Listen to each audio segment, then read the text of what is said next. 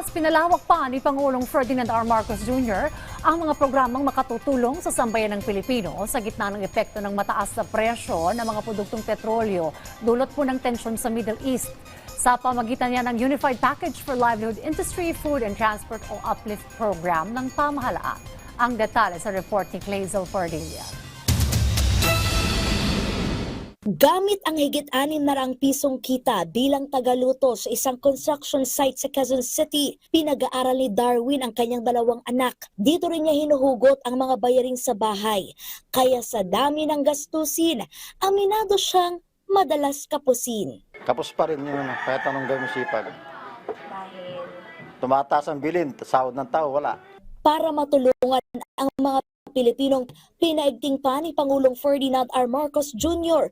ang pagbibigay ng tulong sa mga Pilipino na apektado ng mahal na presyo ng langis, dulot na nagpapatuloy na sigalot sa gitnang silangan.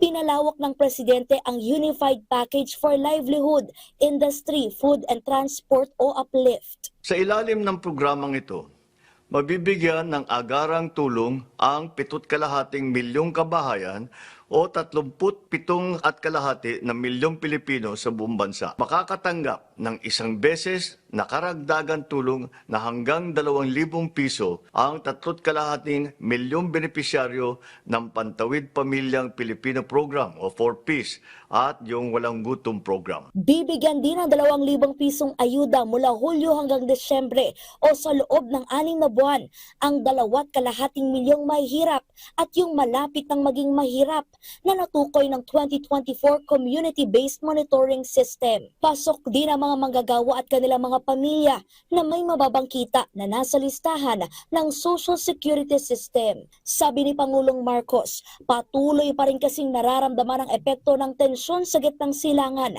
na nagdudulot ng banta sa pandaigdigang supply ng langis na nakakaapekto sa ekonomiya at presyo ng mga bilihin at nagpapabigat naman sa gastusin ng mga Pilipino. Layunin ng uplift assistance na mapangalagaan ang kakayahan ng mga pamilyang Pilipino na matustusan ang kanilang pang-araw-araw na pangangailangan. Kasabay nito, pinalawak natin ang saklaw na tulong upang mas maraming Pilipino ang makinabang sa programa.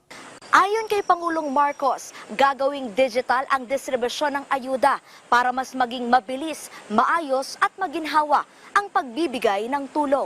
12.375 billion pesos ang inilaang pondo at inilabas para sa UPLIFT. Pero gaano nga ba kahanda ang pamahalaan sakaling lumala o magpatuloy pa ang tensyon sa gitnang silangan? Yan nga po ang inaaral. Pagka may budget po, i-release agad para itulong sa mas nangangailangan. At binabalansi po lahat ang pondo. Clazel Pardilla para sa bayan.